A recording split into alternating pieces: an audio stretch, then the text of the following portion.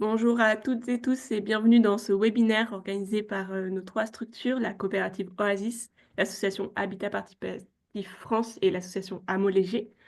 On va parler aujourd'hui du dynamisme des campagnes et notamment du sujet des habitats participatifs écologiques.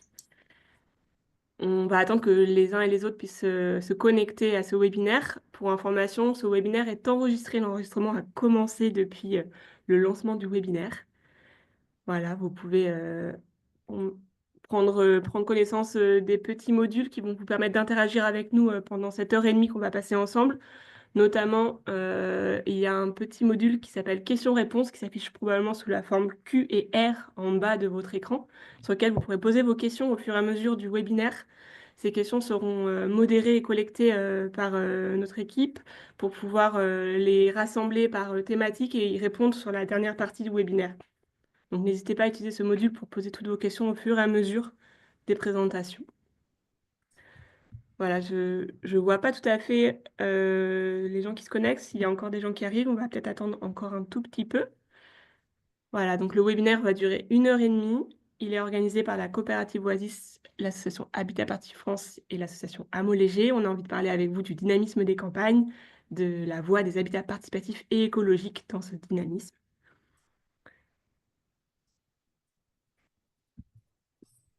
J'ai l'impression que ça se stabilise petit à petit. Aujourd'hui, avec nous, on a 12 intervenantes et un intervenant qui vont vous parler de différents projets. Voilà, on va pas tarder à commencer. Pour rappel, le webinaire est enregistré. Vous pouvez poser vos questions dans le petit module questions-réponses qui s'affiche sous la forme Q et R en bas de votre écran. Je propose qu'on commence en passant sur la slide suivante qui nous permet de vous présenter de quoi on va parler plus en détail. Donc aujourd'hui, on va vous présenter 3 lieux. Le hameau léger du Tidourik à Comana, avec comme représentant une élue de la commune, Fanny Saint-Georges, 2 habitants du collectif d'habitants Marina et Pierre, et une personne du CEREMA, Juliette Mette, qui nous présentera aussi le travail d'évaluation qui est mené sur ce projet. On parlera ensuite du projet de la Bigotière situé à Épignac, avec une habitante du projet, Isabelle Etier, et la maire de la commune d'Épignac, Sylvie Ramé-Pruneau. Et enfin, on parlera de l'oasis des Damias, qui se situe à Eours, avec Caroline Yaffé, qui est habitante du projet depuis les débuts du projet.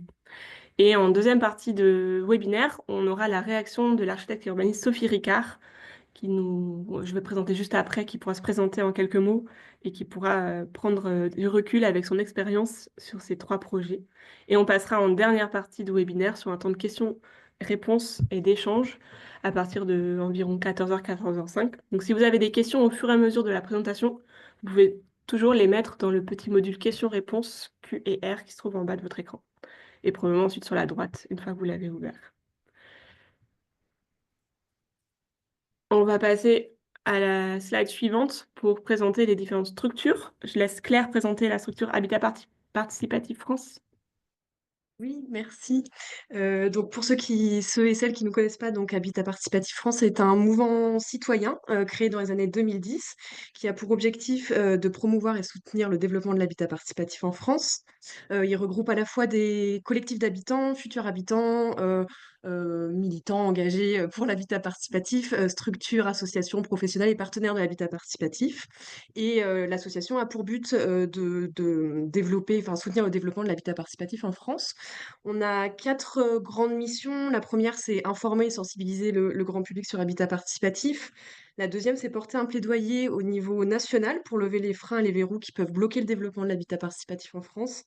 Ensuite, c'est animer ce mouvement avec ses différents acteurs. Et enfin, c'est encourager, notre mission est d'encourager l'émergence de projets d'habitat participatif sur tout le territoire. Et dans ce cadre-là, on a un programme qui s'appelle Habitat participatif et transition écologique des territoires ruraux, qui est soutenu par la RNCT, et dans le cadre duquel on co-organise ce webinaire donc avec Hameaux Léger et la coopérative Oasis. Voilà. Merci Claire. Je passe la parole à Nora pour présenter la coopérative Oasis. Bonjour à toutes et tous. Alors, la coopérative Oasis, c'est une coopérative qui existe depuis 2018, qui soutient et accompagne celles et ceux qui souhaitent vivre en oasis. Alors, qu'est-ce qu'une oasis? Nous, on a défini 5 grands invariants.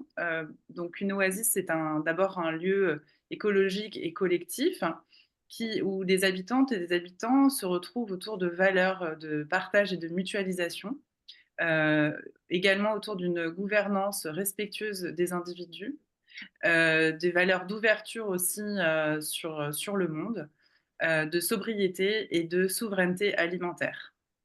Alors, on a une carte interactive sur notre site qui est d'ailleurs co-conçue avec Habitat Participatif France. Vous pouvez retrouver plus de 1400 lieux sur la carte, un peu partout en France. Chaque année, donc nous, on accompagne une centaine de lieux. Alors cet accompagnement, il peut prendre des formes très diverses, des formes d'accompagnement juridique, humain aussi et financier, parce que grâce à l'épargne citoyenne, on finance également des projets. Jusqu'à présent, on a financé 60 oasis. Je vous en dirai un mot à la fin de ce webinaire. Et nous avons donc 750 sociétaires qui sont des personnes qui ont choisi de placer donc leur épargne chez nous pour que nous puissions financer ces projets. Nous avons également des missions d'animation de ce réseau et on est très heureux de vous présenter aujourd'hui des exemples de projets qui sont soutenus par la coopérative. Voilà. Merci Nora. Pour présenter Amo Léger, je vais passer la parole à Angéline. Merci Maud, bonjour à toutes et à tous. Oui, donc Amo Léger, on est une association qui a été créée à l'origine en 2017, qui a été reprise par notre équipe en 2019. La volonté, c'est d'avoir une envergure nationale, donc on a des bureaux en Bretagne, mais on a aussi des personnes qui sont présentes et actives sur d'autres territoires.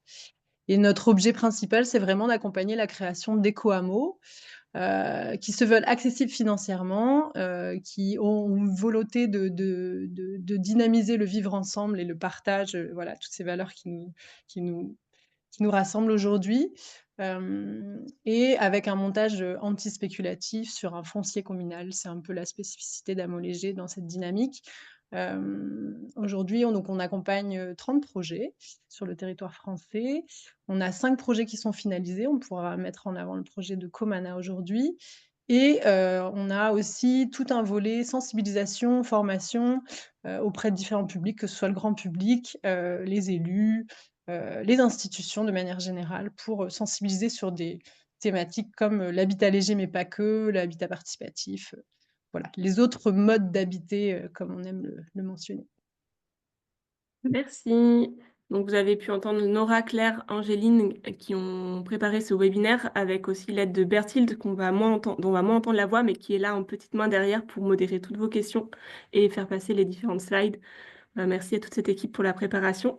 Et maintenant, je vais passer la parole à Sophie Ricard pour une courte présentation avant d'entrer dans les différents lieux. Sophie, de quel point de vue tu vas nous parler aujourd'hui ? Bonjour à toutes et tous. Donc oui, moi je suis Sophie Ricard, je suis architecte urbaniste. Aujourd'hui, je co-dirige un dispositif expérimental qui s'appelle la preuve par 7. Mais avant ça, on a développé, notamment avec Patrick Bouchin, une nouvelle forme de méthode pour pouvoir écrire une commande publique différente, commande publique ou privée, en mettant en place ce qu'on appelle la permanence architecturale, c'est-à-dire en décidant que l'architecte devait, en amont de la commande, de l'écriture de la commande, devait être sur le territoire même du projet, vivre sur le terrain, afin de mieux capter les besoins et les envies de la population et réactiver nos démocraties locales pour favoriser l'écriture d'une commande collective, que ce soit dans les projets d'aménagement, d'urbanisme, de paysage et d'architecture, pas que autour du logement. Mais il se trouve que je suis issue d'un projet spécifiquement tourné vers le logement social, où j'ai habité pendant 3 ans une petite rue qui était vouée à la démolition dans le nord de la France, à Boulogne-sur-Mer, en vue de dire justement que l'architecte pouvait vivre l'inhabitable, et en démontrant qu'on habitait même le territoire, que l'inhabitable n'était pas si inhabitable que ça, et qu'on pouvait réparer avec l'aide des populations locataires de leur logement social, leur maison, et monter des chantiers écoles, et travailler sur l'appropriation contre l'uniformisation du logement social qui existe aujourd'hui en France. Ça a été un acte pionnier pour démontrer que la permanence architecturale pouvait justement redonner une capacité d'agir forte aux populations dans l'amélioration et l'aménagement de leur cadre de vie. Et donc, on a continué en théorisant ce qu'on appelle la programmation ouverte. Ça, c'est un sujet que j'ai fait il y a maintenant plusieurs années, qui est sur l'ancienne faculté des sciences désaffectée à Rennes, en disant qu'on pouvait se servir de nos patrimoines, les patrimoines dont on hérite, qu'ils soient universitaires, hospitaliers, agricoles, dont on ne sait pas quoi faire aujourd'hui, dont on pourrait leur redonner une nouvelle utilité, opportunité qu'il faudrait s'en saisir pour permettre de favoriser une nouvelle écriture de la commande en permettant aux besoins et aux envies de la population qu'ils puissent être assouvis dans ces espaces-là et écrire une commande à partir des occupations citoyennes de ces espaces pour renouveler l'action publique et renouveler d'autres manières de redynamiser nos territoires et notamment nos territoires en friche. Grâce à ces projets, on a eu la chance de pouvoir monter un dispositif accompagné par le ministère de la Transition écologique, de la Culture et la Fondation de France, qui nous suit depuis des années sur des projets expérimentaux qui favorisent ce qu'on appelle un urbanisme vivrier du lien et du soin, capable de reterritorialiser la commande publique en faisant appel aux ressources matérielles et immatérielles d'un territoire. Et donc, pour ce faire, on a accompagné plusieurs projets en France pendant 7 ans, au passage à l'opérationnel, en se disant qu'il y avait des fondamentaux dans nos méthodologies de projet qui sont habiter le site même du projet. Il faut que l'architecte soit présent dès le départ, en amont de la fabrique de la commande, révéler les possibles ignorés en justement permettant en proposant une programmation ouverte de ces espaces, que ce soit des espaces naturels en friche, d'une architecture vernaculaire de centre-bourg en friche ou un espace, on va dire, anciennement universitaire ou équipement désaffecté. En incitant la population à venir s'exprimer et occuper ces territoires pour leur redonner une nouvelle valeur d'usage et travailler sur une nouvelle forme de commande publique, réunir les acteurs de la société civile, élus et opérateurs dès le départ en avant même de la commande, répondre à un enjeu de société qui est fondamental pour nous, c'est-à-dire que quand on fait ça, c'est pas pour se faire plaisir, c'est pour à chaque fois travailler sur comment on fait revenir des TOBIB en milieu rural, comment on travaille sur nos questions de santé mentale, de liens sociaux, de fractures sociales, de transition écologique, etc., etc. Faire école sur chacun de nos projets, on associe toutes les écoles du territoire, que ce soit les formations universitaires, mais aussi les BTS, l'AFPA, le GRETA, les chantiers d'insertion, compagnons bâtisseurs, etc. Prendre soin des lieux fondamental et expérimenter effectivement pour essaimer et essayer de faire en sorte que de nouvelles formes de commande publique voient le jour, plus démocratiques, plus citoyennes et plus ancrées dans leur territoire. Merci beaucoup, Sophie, pour cette présentation fournie et dense qui nous donne envie d'avoir aussi ton retour suite à la présentation des 3 lieux. Donc, on va pouvoir commencer. On va commencer par le projet du hameau léger du Tiduric à Comana. Je vais proposer à Fanny de prendre la parole en premier pour nous raconter pourquoi ils ont choisi le concept de hameau léger à Comana, qu'est-ce que cette expérience change pour la commune. On peut passer sur la première slide. Merci. À toi, Fanny. Merci Maud. Oui, alors Comana, c'est une petite commune rurale des Monts d'Arrée dans le Finistère qui compte 1000 habitants et qui se dévitalise depuis quelques années, donc avec une baisse de la population, une population plutôt vieillissante. Et on est loin aussi ici des bassins d'emploi. Alors en 2020, il y a une réflexion qui a été engagée pour revaloriser une friche qui est située à 10 minutes à pied du bourg et qui est un terrain communal constructible. Et c'est suite à la rencontre avec l'association Hameau Léger que le projet d'Éco-Hameau a pu voir le jour donc en 2024 avec l'installation des nouveaux habitants, des premiers habitants qui sont arrivés en 2024 et qui continuent de s'installer cette année en 2025.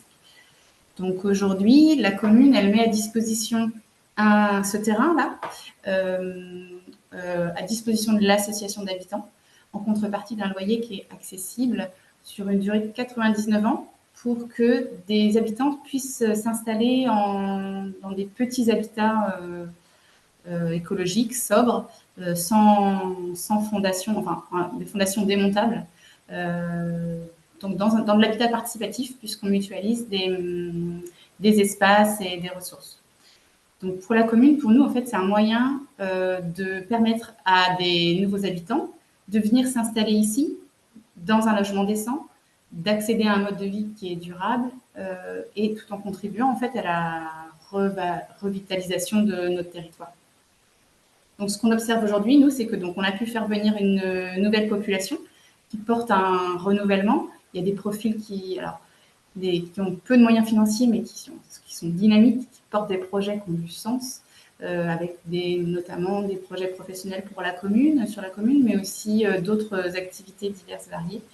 Je pense qu'ils vous présenteront après tout ce qu'ils ont en tête. On voit qu'en fait, l'intégration des nouveaux habitants, elle fonctionne bien, elle se passe bien. Il y a une volonté de leur part de trouver leur place, que ce soit au niveau du quartier, auprès du voisinage ou sur la commune. On constate leur présence lors d'événements, leur implication dans des associations qui existent déjà. Je pense que si cette intégration se passe aussi bien, c'est aussi parce que là, on a des habitants qui ont fait le choix de rejoindre un projet qui est porté par une commune, donc en sachant qu'il allait falloir coopérer avec des institutions. Et à Comana, l'association d'habitants a été associée à toutes les étapes du projet et s'est impliquée pleinement. Ce qu'on constate aussi, c'est que c'est une façon pour nous de promouvoir une autre façon d'habiter, plus sobre, notamment à travers les portes ouvertes qu'on peut organiser avec l'association, ou bien quand on fait venir des scolaires, comme ça a été le cas au moment où des prototypes d'habitat léger ont été installés sur le terrain pendant quelques mois. Voilà pour ce qu'on observe aujourd'hui. Alors après, pour des communes qui voudraient se lancer, nous, le message qu'on aurait à faire passer, c'est que si vous souhaitez vous aussi revitaliser votre commune, limiter votre impact environnemental, tout en limitant aussi vos dépenses, puisque l'investissement par rapport à un lotissement classique est moindre, ça peut être une bonne solution pour vous, l'hameau léger. Après, sur les points de vigilance qu'on pourrait partager, mais c'est sans doute comme beaucoup de projets, c'est qu'il faudrait prendre le temps avant de se lancer, prendre notamment le temps peut-être de faire une étude de faisabilité, comme nous l'avons fait avec l'association Hameau léger. Bien anticiper la question du budget pour éviter les mauvaises surprises et maîtriser les coûts. Bien s'entourer, réfléchir au mode de gouvernance, la façon dont les décisions vont être prises. Ça permet d'éviter les tensions parce que c'est vrai que sur ce genre de projet, avec des acteurs nombreux, l'enjeu humain est essentiel. Merci Fanny pour ton témoignage. Je souhaite maintenant passer la parole à Marina et Pierre qui vont pouvoir raconter aussi comment ils ont eu l'idée de se lancer dans ce projet et leur expérience, qu'est-ce que ça a transformé pour eux. Je vous laisse la parole. Oui, bonjour. Je vais vous dire un peu qui je suis et faire un témoignage je me présente pour que vous sachiez un peu d'où je parle aussi. Je m'appelle Marina, j'ai 50 ans, deux grands garçons qui sont des jeunes adultes qui vivent ailleurs. Moi, j'ai passé 25 ans à être enseignante en maternelle en banlieue est de la région parisienne, dans une cité. Et ensuite, j'ai démissionné, j'ai quitté la ville. Je suis venue dans le Finistère où j'ai passé un CAP de menuiserie. Dans mon cheminement, j'étais arrivée aux limites de ce que je pouvais faire dans mon cadre de vie, dans mon cadre professionnel. Je faisais de la pédagogie freinée dans mon cadre de vie sociale, j'étais dans les associations culturelles et militantes, etc. Au niveau environnement, au 7e étage de mon immeuble, je faisais ce que je pouvais, mais pour être en cohérence avec ce que je disais, ce que je pensais, fallait s'impliquer et partir et changer son propre mode de vie. Voilà. Du coup, je me suis retrouvée ici dans les Monts d'Arrée. Dans les Monts d'Arrée, pas par hasard, mais je ne vais pas développer ici la spécificité du territoire, de sa population. Et, voilà.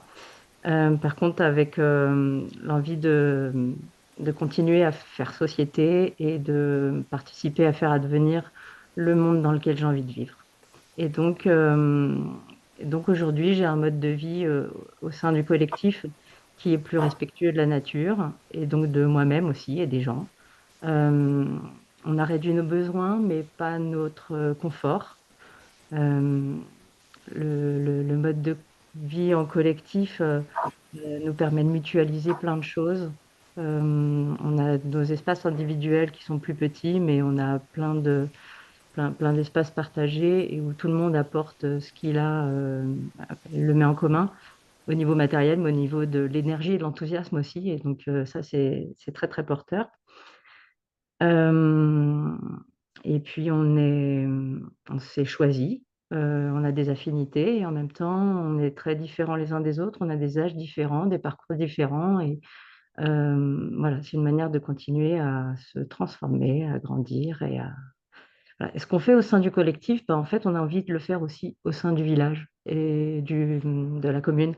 Et puis, avec des cercles plus éloignés aussi, des autres communes. J'ai envie de dire encore que les plus du projet Acomana, pour moi, c'était que ce n'était pas réservé à une population qui a les moyens d'être propriétaire et que c'est en théorie, c'est accessible au plus grand nombre. Après, il y a d'autres freins que le financier. Si c'est accessible financièrement, de mon point de vue, c'est aussi une possibilité de passer moins de temps dans un travail rémunéré pour réussir à payer son habitat et puis pouvoir dégager du temps pour être dans les associations, faire des choses avec les gens, mener d'autres types d'activités qui ne sont pas rémunérées.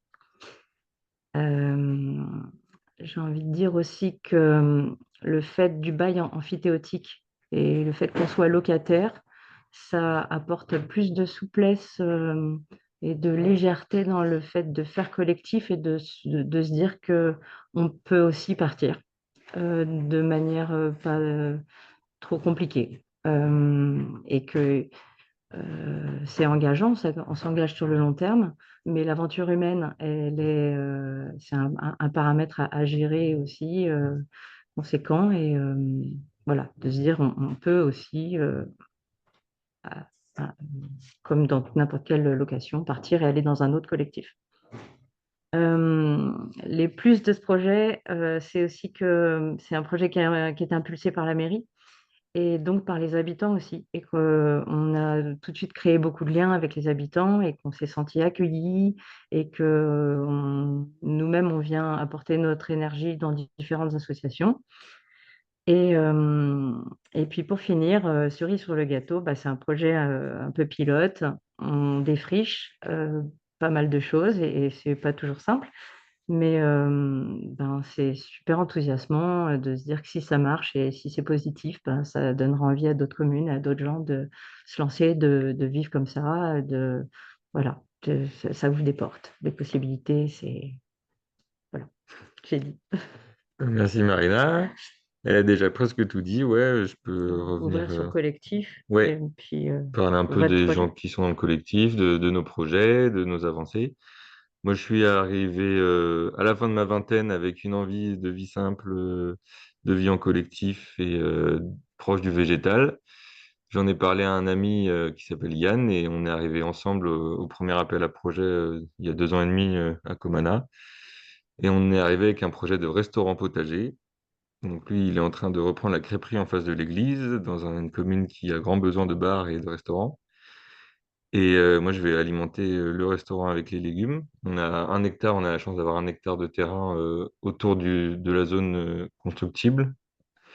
Donc on va pouvoir produire sur place et amener toutes ces denrées à 500 mètres en vélo. Donc on est bon. Et il y a des projets dans tous les sens. Il faut un peu créer son métier aussi à Comana, c'est plus facile. Donc à côté de ça, Marina, elle a passé son CAP de menuiserie l'année dernière. Donc on lui fait un hangar bardé de fenêtres pour pouvoir travailler à l'intérieur. Et Sarah, qui arrive avec sa roulotte, et son compagnon Damien veut faire de l'attraction animale. Donc là, on est déjà sur 4 micro-entreprises, je crois, qui se montent sur ce site à venir. Donc ça aide. Et donc on est aujourd'hui 8 membres. On n'était que 3 l'été dernier à 4 ou 5 mois de signer le bail.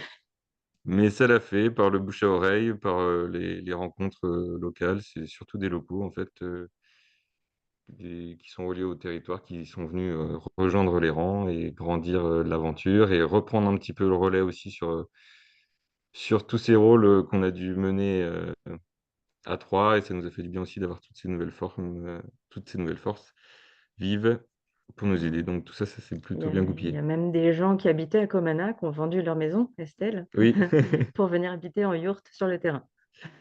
voilà.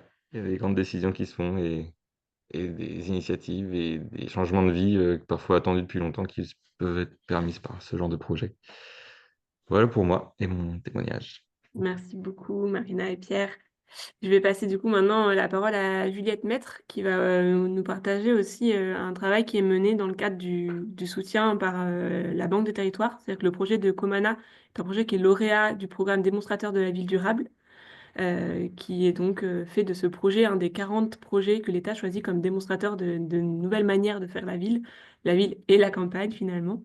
Et dans ce cadre-là, on a un financement pour mener une évaluation complète du projet. Je vais laisser Juliette en parler. Vas-y. Merci. Donc, effectivement, nous, le CEREMA, donc, on est un établissement public lié avec les collectivités et le ministère. Et voilà, on est là en suivi, en appui de ce projet aussi pour voilà, faire un peu peut-être la preuve qu'on est bien dans la sobriété attendue, qu'on est bien, que c'était aussi une solution. Donc là, on vous a mis quelques éléments sur l'approche carbone, tout simplement parce que c'est le plus visible et que c'est souvent un sujet de se dire. Donc là, il y a eu des prototypes qui ont été mis avant que Marina et Pierre s'installent et viennent construire leur logement, pour savoir voilà, comment ces logements permettaient de répondre aux enjeux du bas carbone, notamment par rapport à des logements classiques. Donc, vous imaginez qu'on est très, très en dessous, hein, y compris en tenant compte du bâtiment commun.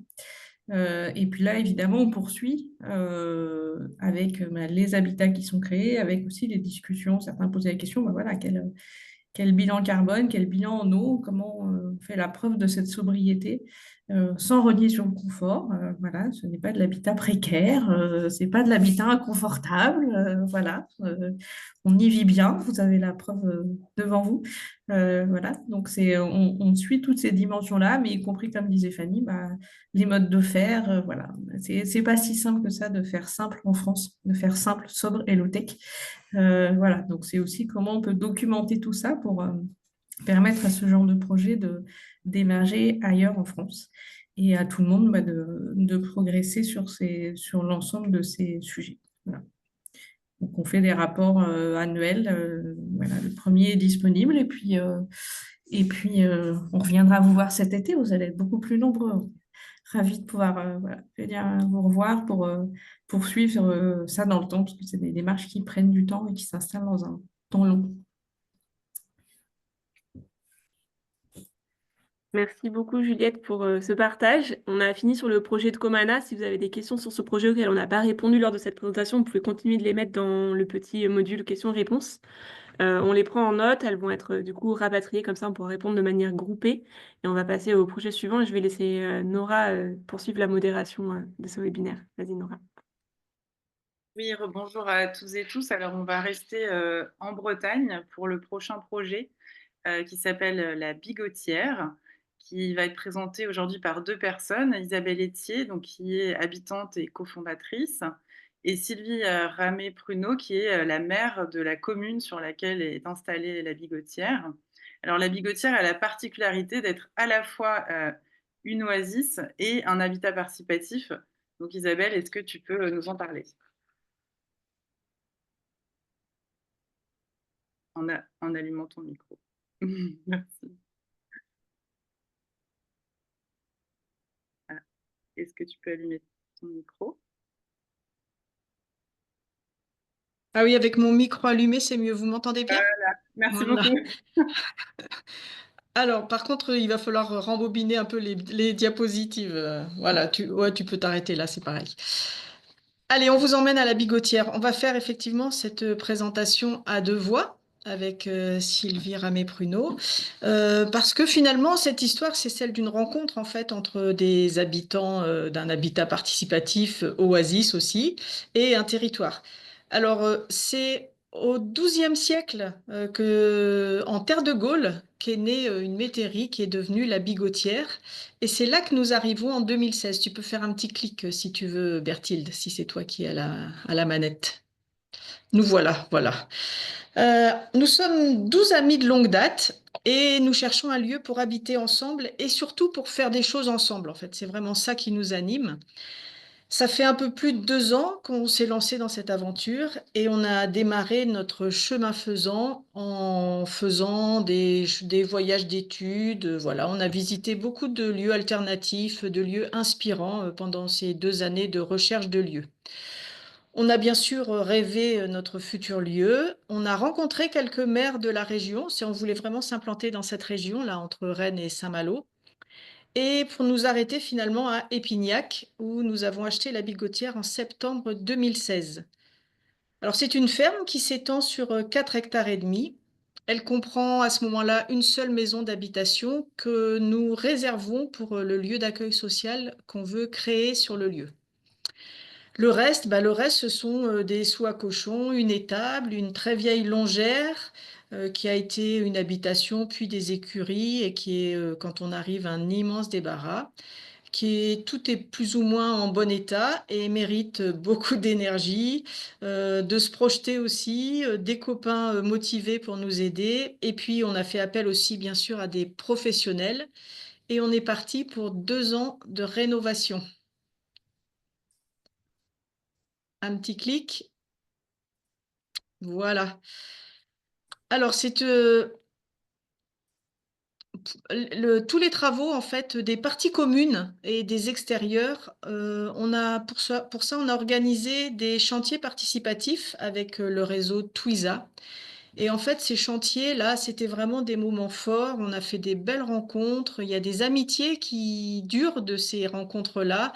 Et aussi qui ont vu naître d'autres habitats participatifs. Voilà, des jeunes qui sont venus nous aider, puis ça les a inspirés aussi, et ils ont été créer d'autres habitats participatifs ailleurs en France. Alors pour la rénovation, on a été soucieux des matériaux et on a vraiment récupéré un maximum de choses déjà sur le lieu, toutes les pierres des démolitions. On a utilisé la terre aussi de la Bigotière et bien sûr de la chaux, du chanvre, de la paille fournie par nos voisins agriculteurs, etc. On passe au suivant. Et pendant les travaux, du coup, la vie continue, ou plutôt elle commence, parce que les travaux ont duré 2 ans, mais on était déjà sur place.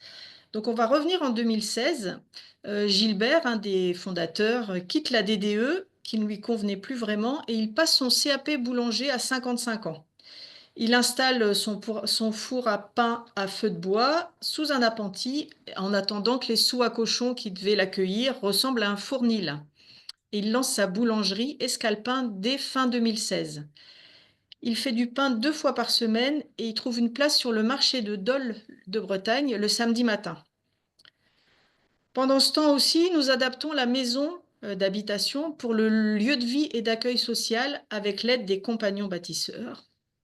On obtient l'agrément de l'aide sociale à l'enfance et on confie la gestion de ce lieu de vie à une association, 3 petits pas, qui naît de ce projet.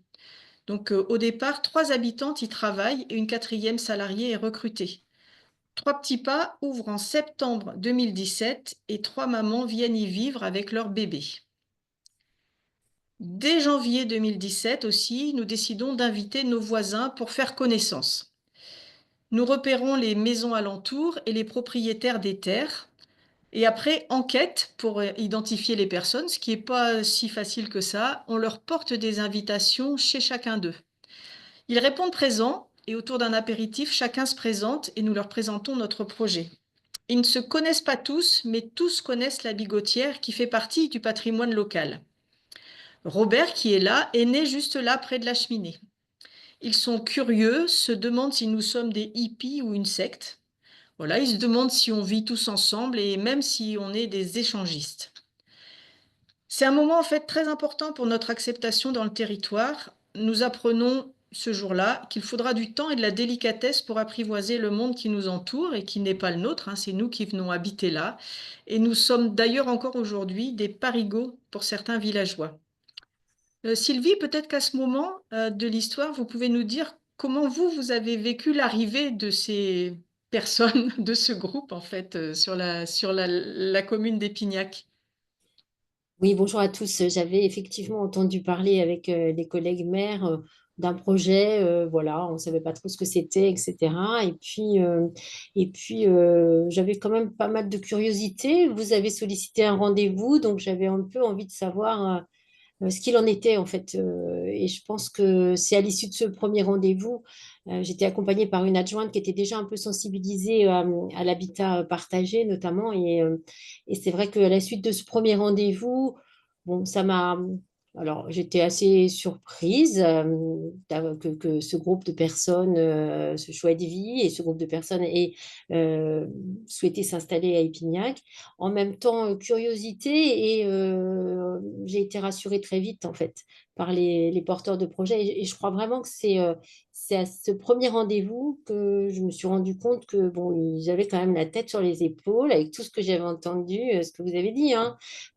Secte, bon bref, communauté, bon, tout ce qu'on peut un peu entendre et qui fait un peu peur dans nos campagnes quand on ne connaît pas les personnes. Mais c'est vrai que j'ai été rassurée très vite.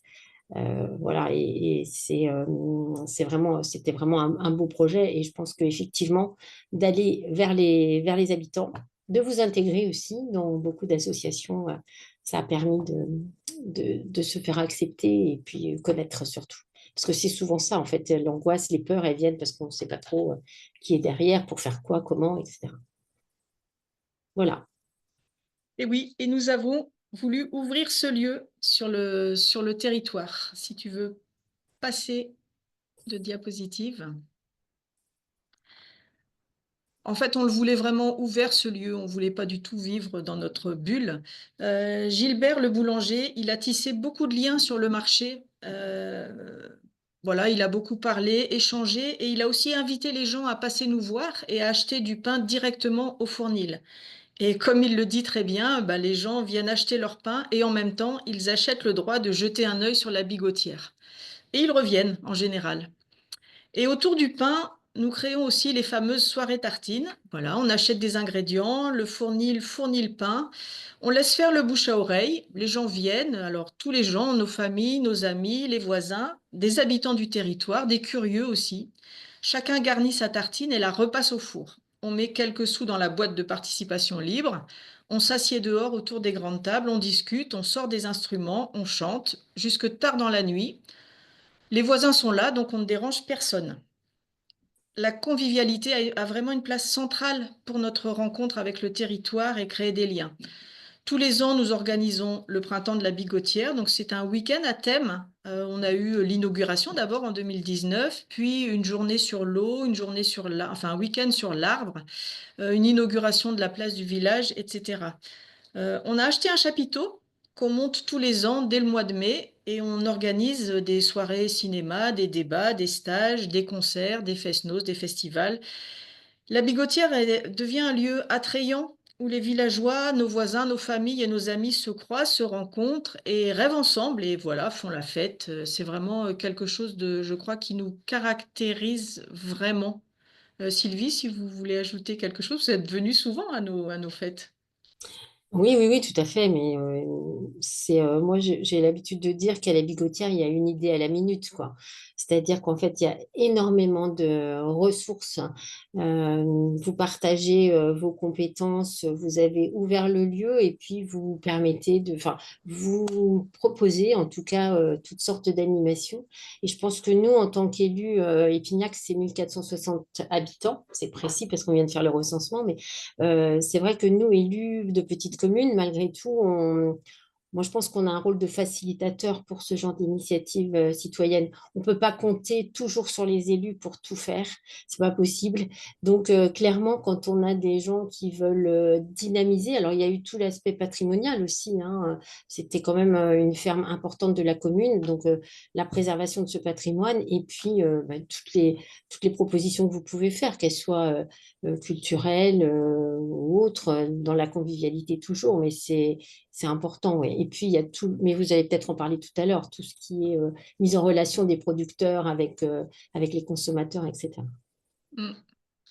Eh bien, du coup, on va pouvoir changer de diapositive. Parce que vous l'avez dit tout à l'heure, en fait, ouvrir le lieu ne suffit pas pour vivre avec un territoire. On est aussi allé à sa rencontre. C'était vraiment très important pour nous aussi d'aller vivre dans les communes qui nous entourent. Donc à Épignac, Henri s'est inscrit à la chorale, Myriam au cours de dessin, Bruno est au CA du comité des fêtes. On participe à l'association Au fil du temps qui nous fait visiter le patrimoine de la commune tous les 14 juillet. Et nous nous sommes investis aussi beaucoup dans des associations de l'éducation sociale et solidaire d'Auloise. Voilà, Compose-tout sur le compostage, des idées plein la terre, la ZUT, la passerelle, etc. On participe vraiment, on s'engage vraiment dans ces associations-là. Et dès le début de notre projet, on est allé voir du coup, on est venu vous voir, Sylvie, c'est vrai, vous avez raconté ça. Et en fait, on a été reçus vraiment avec respect et avec un vrai esprit d'ouverture. C'est vrai que vous n'aviez pas un enthousiasme particulier, mais une vraie curiosité bienveillante. Et petit à petit, des liens se sont tissés, la confiance aussi s'est invitée là. Et voilà, ensemble, on a parlé PLU, phytoépuration, mais aussi de projets, de biodiversité, etc. Et cette rencontre avec le territoire, elle a vraiment pris une nouvelle dimension avec la naissance du ruisseau coopérative.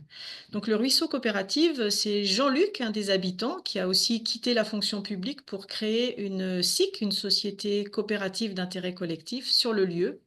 Et cette SIC est vraiment tournée vers le territoire. L'intention de la SIC, c'est œuvrer et coopérer sur notre territoire pour un monde plus juste et plus humain, en harmonie avec le vivant. Donc ce ruisseau, il a démarré avec son volet alimentaire en lançant les paniers du ruisseau en 2020 pour permettre aux producteurs de la région de vendre leurs produits alors que les marchés sont fermés pour cause de confinement. Donc ces moments de liberté lors des premières ventes des paniers ont beaucoup compté pour les consommateurs et les producteurs et bénévoles voisins en fait. Les paniers du ruisseau comptent aujourd'hui une centaine de consommateurs réguliers, 40 producteurs et 9 lieux de dépôt des paniers. Tout s'organise le vendredi et transforme la bigotière en fourmilière. Et aussi, comme lien avec le territoire, avec le soutien de l'ANCT, l'Agence nationale de la cohésion du territoire, on a répondu à 2 projets, un projet Fabrique de territoire et la manufacture des jeunes pousses, qui nous ont permis de former 2 consortiums avec des tiers-lieux et des associations de l'ESS voisine. Donc, on a inventé et réalisé avec ces associations et ces tiers-lieux des projets ensemble, en fait. On a appris à se connaître et à coopérer. Le ruisseau a aussi lancé une démarche de développement du label E avec une autre SIC du territoire, la SIC ENR. Et avec nos associations partenaires, on est devenus des interlocuteurs légitimes pour les mairies, la communauté de communes, le département. Et alors là, je vais vous laisser la parole, Sylvie, parce qu'en fait, avec le volet de biodiversité, on a aussi lancé un projet avec 3 communes d'atlas de la biodiversité communale.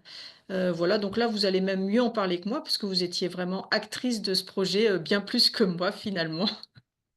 En fait, oui, c'est ça. On a été sollicité avec 2 autres communes pour répondre à un appel à projet sur l'Atlas de la biodiversité, donc intercommunal, en fait, avec 3 communes. Et alors, je ne vais pas tout détailler, mais l'idée, c'était de connaître, de comprendre la biodiversité et par rapport à toute la connaissance sur la faune et la flore, notamment les trames vertes et bleues, enfin, qu'on ait aussi toute cette connaissance de nos territoires et puis ensuite qu'on puisse communiquer avec les habitants également, les faire participer, les impliquer, que ce soit les habitants, les écoles, les bibliothèques, etc., avec, à partir d'avis de recherche, de réunions, d'expos, de panneaux, etc., pour que les gens, au-delà de cet aspect cartographie et puis vraiment connaissance, qu'il y ait aussi une appropriation par les habitants et ensuite une valorisation de cet atlas dans nos documents d'urbanisme notamment, mais aussi pour la formation de certains agents, etc. Et ça a été vraiment porté par Jean-Luc, notamment avec une expertise quand même très importante et pour tout ce volet connaissance notamment. Et beaucoup de temps passé, beaucoup de travail sur le terrain avec l'aide aussi d'une stagiaire. Enfin, il y a eu vraiment un partage de vos ressources en interne parce que vous avez énormément de compétences que vous avez mis au service aussi des communes et nous, on a été également acteurs pour assurer après aussi toute cette communication vers les habitants. Et puis, effectivement, ça s'est terminé par une reconnaissance à Strasbourg, dans la catégorie connaître, notre atlas de la biodiversité intercommunale a eu le premier prix dans cette catégorie, en fait. Donc, c'est vraiment un beau projet qui n'est pas terminé, parce que maintenant, on continue via des actions qui vont devoir se mettre en place prochainement. voilà, en très peu de temps, rappeler un peu ce qu'a été l'Atlas de la biodiversité, mais tout seul, on n'aurait pas pu le faire. On n'avait pas les moyens humains, on n'avait pas l'expertise, etc. Donc, s'appuyer sur des citoyens qui se mettent au service des autres, c'est quand même, on a beaucoup de chance. Allez, on va passer à presque la dernière diapositive. Merci, Sylvie. Alors, pour finir, ce que je peux dire, c'est qu'en un peu plus de 8 ans, la Bigotière a pris une nouvelle place sur le territoire. Aujourd'hui, nous sommes toujours les 12 habitants de la première heure, mais aussi Julien, Hortense, Clémence et Anna qui habitent dans le gîte que nous leur louons. Alors, eux, ils sont venus à un premier chantier Twiza et en fait, ils sont restés. Ils n'ont pas voulu repartir. Julien, aujourd'hui, est salarié du Ruisseau. Et Anna, la petite dernière, est née à la Bigotière à domicile le 20 février 2024. Donc, il y habite aussi 3 mamans dans le lieu d'accueil social, 3 mamans et leurs enfants. Pour les habitants non humains, nous avons 2 chats, 9 moutons, 5 chèvres, 11 poulets et un lapin. Et on compte sur le lieu 8 entreprises ou associations donc, qui travaillent sur le lieu de la Bigotière. Tout ça emploie en tout 11 salariés et 2 stagiaires. Et au final, du coup, ce lieu est passé de 1 habitant en 2016 à 23 habitants aujourd'hui.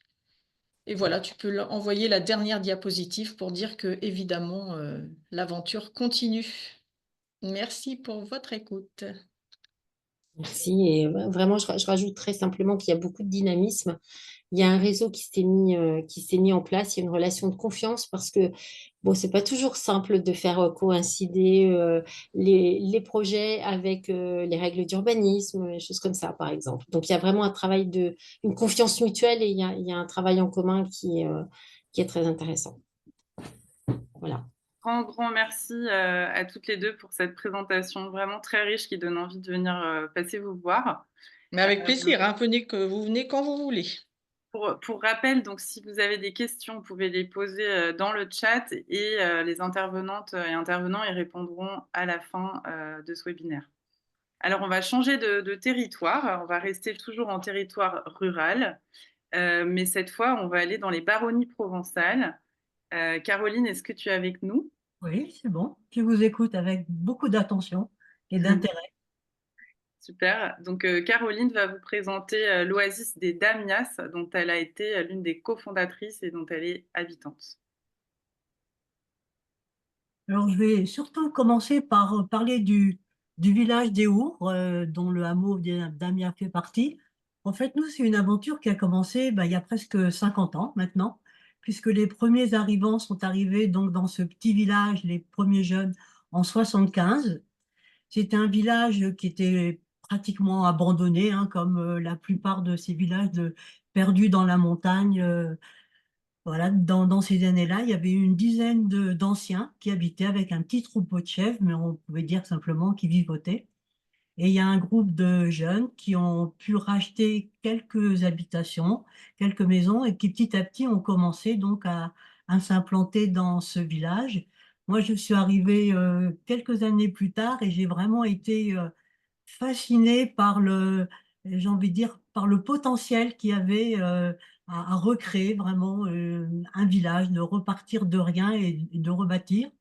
Donc, il y a eu presque plus de 15 ans où on a tous mis la main à la pâte et bâti ce village. Peut-être qu'on peut passer à la slide suivante qui montre un peu tous les travaux. Donc, vous voyez, c'est un village qui était vraiment pratiquement à l'abandon. Sur la dernière photo, on voit également à l'époque, donc même en 80, il y avait il n'y avait pas de tracteur. Les anciens n'avaient pas de tracteur, faisaient tout donc à la traction animale avec des charrettes, mais bon, et ils étaient vraiment à bout de souffle. Et le passeport, l'intégration de nous, les jeunes, ça a vraiment été et le travail et l'entraide, où tout de suite, ces anciens, ils ont vu que vraiment on venait là pour vivre avec eux et qu'on pouvait leur apporter tout le soutien dont ils avaient besoin. Alors, c'était bien sûr une toute autre époque que maintenant, puisque les anciens, tout le monde se demandait pourquoi nous, on voulait venir vivre dans leur village, alors que tous les jeunes étaient partis. que dans tous les villages aux alentours, toute la jeunesse partait, les exploitations agricoles également périclitaient. Et pourquoi nous, qui étions des jeunes diplômés, citadins, on venait vraiment se mettre dans ce village. Donc il y a eu, je pense, pendant pas mal d'années, des interrogations, des questionnements sur notre venue avec bon, ce qui a pu être évoqué, est-ce qu'on est une secte, qu'est-ce que l'on fait ensemble, etc.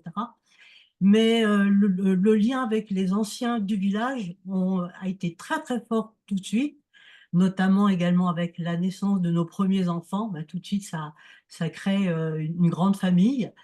Et petit à petit, donc le village a pu renaître parce que dès 83, donc c'est un jeune qui est devenu maire. Et c'était un conseil municipal mixte entre les anciens et les jeunes, mais on a pu donc vraiment prendre les rênes de la commune et de là permettre de restaurer la cure, donc de créer de logements, d'acheter des terrains, de créer une réserve foncière en travaillant beaucoup sur les parcelles bien vacants et 100 mètres. Donc on a pu récupérer du foncier pour le revendre à un prix très raisonnable à d'autres familles pour qu'elles s'installent. On a, dès le départ, donc, accepté l'installation d'habitats légers et de yurts, on pourra en reparler. Et puis, surtout, ce qui a également participé au dynamisme du village, c'est une école, puisque on était des jeunes familles, on a eu nos enfants et tout de suite, ça nous paraissait évident de créer une école avec les valeurs que l'on souhaitait leur transmettre dans notre éducation. Et l'école est toujours un ferment, quelque chose qui attire de nombreuses familles. Je ne vous cache pas que c'est pas facile. Donc, c'est une école que l'on a choisie en étant sous contrat pour garder une plus grande liberté pédagogique et également le choix de l'instituteur. Mais voilà, donc je dirais que la difficulté avec l'éducation nationale a toujours été pas évidente et reste en ce moment encore assez tendue et difficile, mais bon, ça fait plus de 30 ans que l'école existe et on espère bien qu'elle va continuer.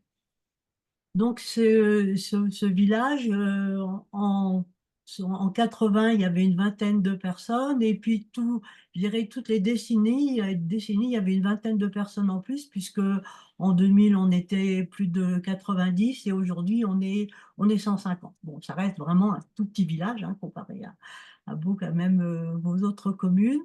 Mais c'est un village qui a quand même été euh, à l'origine de pas mal de projets, notamment la phytoépuration.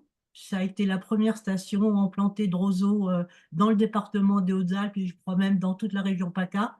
Ça a été relativement difficile pour faire accepter ce mode d'épuration, d'assainissement collectif, mais depuis, la plupart des petites communes des Hautes-Alpes sont en phytoépuration. On a également été dans les premiers à faire de la construction en terre-paille, notamment avec l'extension de l'école, où on a fait donc en terre-paille et qui a été un bâtiment public reconnu dans cette construction. Également, voilà, différents projets. On travaille beaucoup en collaboration avec le parc régional des Baronnies provençales, où on est quand même une des petites communes je dirais, très pilote et très enclin à vraiment expérimenter un peu tous les projets qui nous sont proposés. Notamment, en ce moment, on travaille sur une réserve naturelle régionale pour la préservation des vieux arbres et qui on entraîne avec nous les communes voisines. Donc aujourd'hui, Éour est quand même beaucoup plus relié au village de la vallée de la Méouche qu'auparavant. Et c'est bien parce qu'on avait été perçu justement comme étant un peu à part pendant de longues années et maintenant faisant partie de la même communauté de communes, du parc et d'avoir des projets associatifs et communaux ensemble, ça nous relie beaucoup. Voilà un petit peu pour le village qui n'a pas souhaité être catalogué comme une oasis parce qu'en fait c'est une commune. Donc tout le monde n'a pas forcément quand même envie de se relier je dirais, à ces valeurs-là, bien que ce soit quand même les valeurs qui soient portées par la grande majorité des habitants. Et donc, parallèlement au village, il y a le hameau des Damiens qui, lui, maintenant, est vraiment une oasis, fait partie des oasis qui s'est reconstruit. Donc, peut-être on peut passer l'autre diapositive. Voilà, donc lui, il a été acheté en 82 et on a vraiment commencé la rénovation en 90. Donc vous voyez aussi du voilà, il fallait tout reprendre à zéro et on a commencé, on était une famille, mais très vite, beaucoup de personnes sont venues nous aider et ont travaillé avec nous, vécu avec nous pendant entre quelques mois à plusieurs années, que ça a toujours été vraiment des passages de vie très importants pour ces personnes qui, eux aussi, ont créé par la suite d'autres projets, ont réalisé leurs propres projets. Et maintenant, donc, le Hameau des Damiens est un collectif où il y a donc 4 familles qui y vivent. Et surtout, ce qui est intéressant, ce que je peux parler, c'est que justement, on est passé d'une propriété privée à une coopérative d'habitants et qui permet vraiment à un jeune collectif de s'approprier pleinement le lieu et de vraiment s'y sentir chez eux et d'y vivre. Et parallèlement à ça, donc, on a une scope pour toutes les activités qui sont des activités de maraîchage et des activités d'accueil et également des activités de randonnée équestre, de séjour enfant. Donc, il y a aussi une dizaine de personnes qui travaillent autour, je dirais, des activités du hameau des Damiens. Voilà, il y a peut-être l'autre diapositive qui montre, voilà, d'une part la rénovation. Donc, mon mari travaillait surtout le bois. Il était plus à l'aise avec le bois qu'avec la pierre. Donc, bon, on a bien sûr rénové les bâtiments en pierre, mais toutes les extensions ont plutôt été faites en bois et les petites structures annexes que l'on a fait, c'est tout en ossature bois. Et aujourd'hui, on est en train de finir une maison nouvelle, donc en ossature bois et paille, et habitat paille. Voilà, donc je vous dis, donc il y a on est 4 familles à y vivre, plus beaucoup de personnes qui viennent y passer des vacances. On accueille des groupes, on a toujours eu envie que le hameau puisse être un lieu, un peu un repère pour des familles qui n'ont pas la chance de pouvoir être au contact de la nature au quotidien, mais qui puissent venir saison après saison y retrouver et que le hameau soit un petit peu leur maison de vacances, le lieu où les enfants grandissent et reviennent saison après saison. Et autrement, on fait donc, ça c'est le côté plus économique, beaucoup d'accueil de stages en développement personnel, mais également beaucoup en connexion à la nature et randonneurs et vacances. Voilà, donc avec une activité agricole qui au départ a été notre première activité rémunératrice et économique.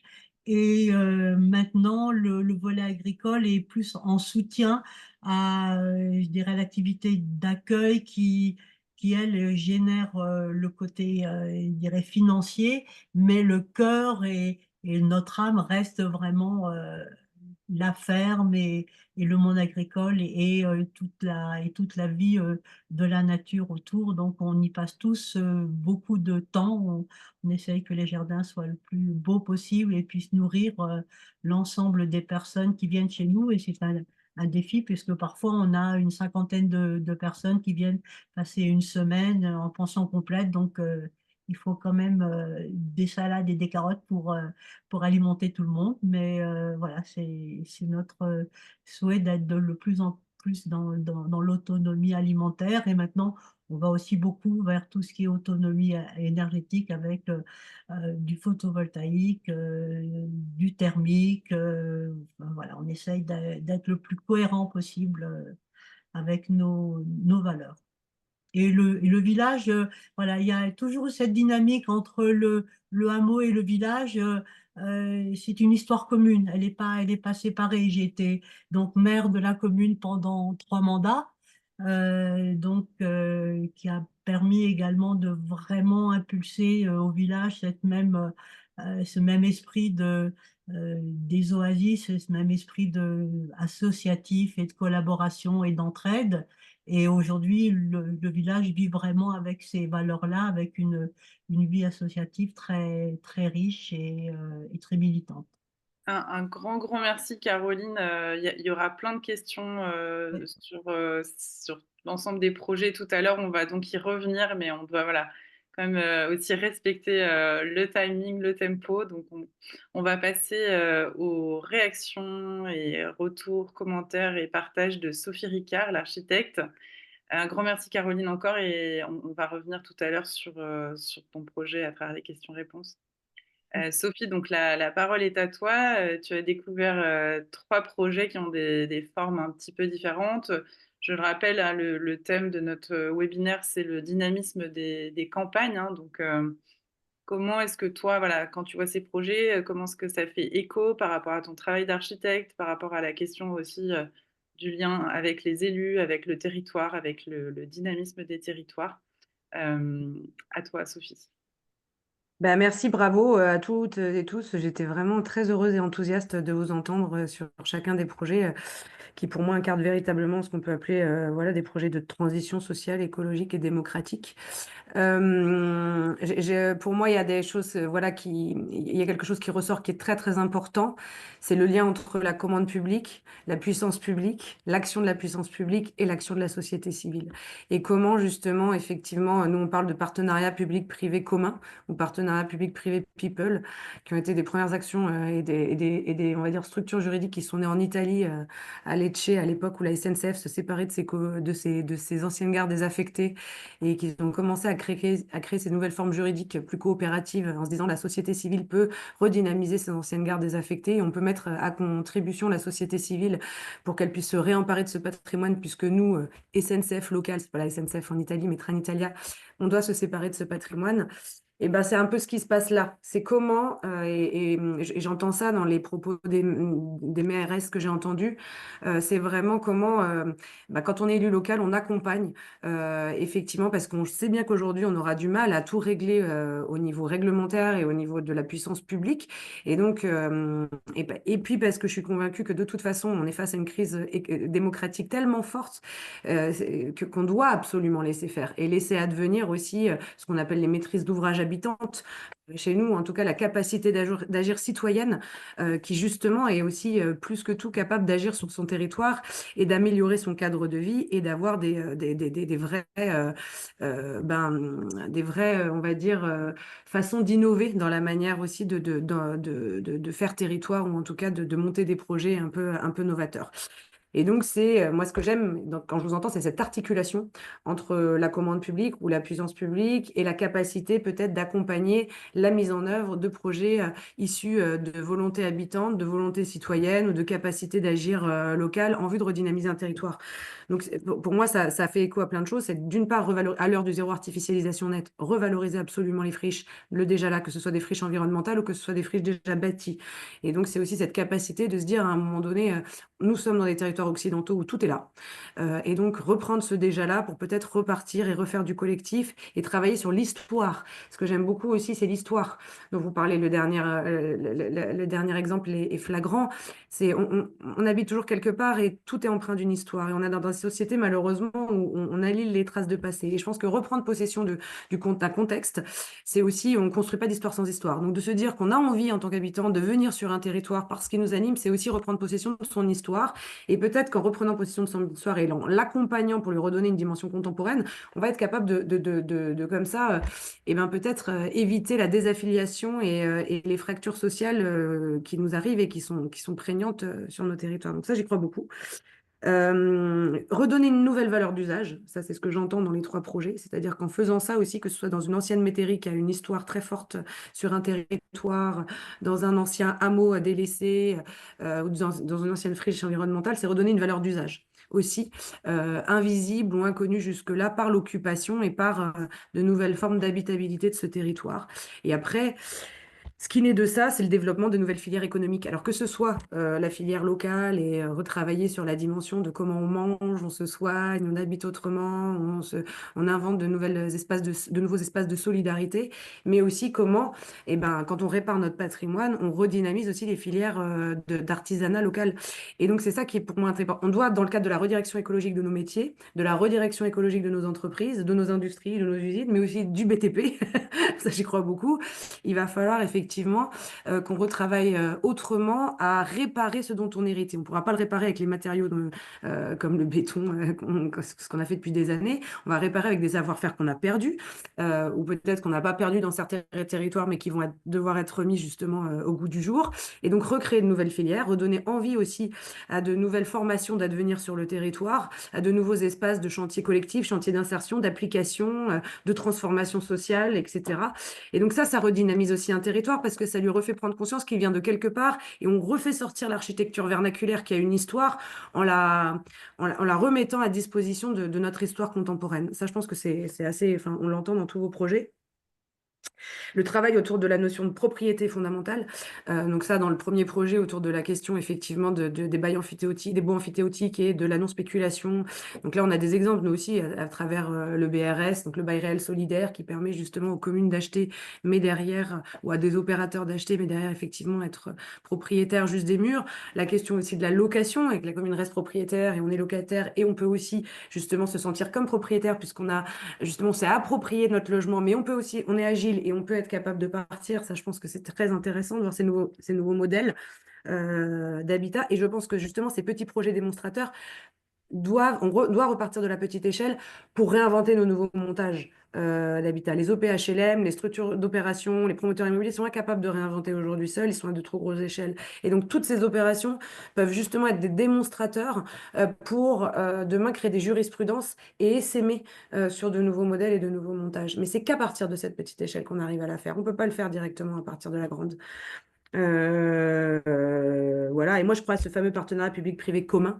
Donc c'est pas privé au sens du gros privé, mais c'est privé, nous tous particuliers, on peut être maîtrise d'ouvrage habitante ou assistance à la maîtrise d'ouvrage, d'usage. Et donc c'est comment on travaille ensemble avec les collectivités locales, les services, pour que tout ça reprenne sens. Voilà. Moi, je vais vous parler très vite de projets, alors qui sont plus issus de la commande publique, mais pareil, de la commande publique alors là, je vais vous parler d'un projet qu'on a fait il y a longtemps, hein. Celui-là, il a plus de 10 ans. Alors, tous ces projets sont documentés sur l'école du terrain, qui est le centre de ressources qu'on a mis en place via la preuve par 7, parce qu'on a bien vu que plein de projets expérimentés sur le territoire national, et donc on n'allait pas documenter juste les projets qu'on accompagnait, mais tous les autres aussi, qui ont déjà fait leurs preuves, dont les vôtres, hein, d'ailleurs, qu'on pourrait documenter plus largement. Peut-être revenir sur les Bocs du Blas avant. Je reparlerai des autres, mais revenir sur la diapo des Bocs du Blas. Et donc, là, je vais vous raconter 3 projets, mais je pourrais en raconter beaucoup plus. Mais vous pouvez retrouver en tout cas un certain nombre de projets qui sont documentés, dont les récits sont documentés, mais aussi tous les documents techniques, juridiques, économiques sont mis en open source sur l'école du terrain pour justement que d'autres puissent s'en emparer, des maîtrises d'ouvrage habitants, des élus, des services techniques, des OPHLM, etc. Donc, je vais vous parler du projet. Je veux bien qu'on revienne sur la diapo des Bocs du Blas en Ardèche.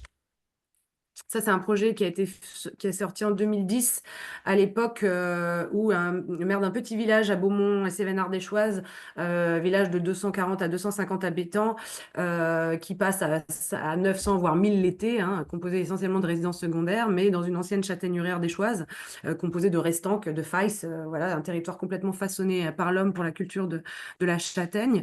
Un maire agriculteur fabuleux, un néo, hein, qui a aussi qui sortait d'études à Paris et qui a décidé de s'implanter dans ce village-là et de devenir maire de sa commune.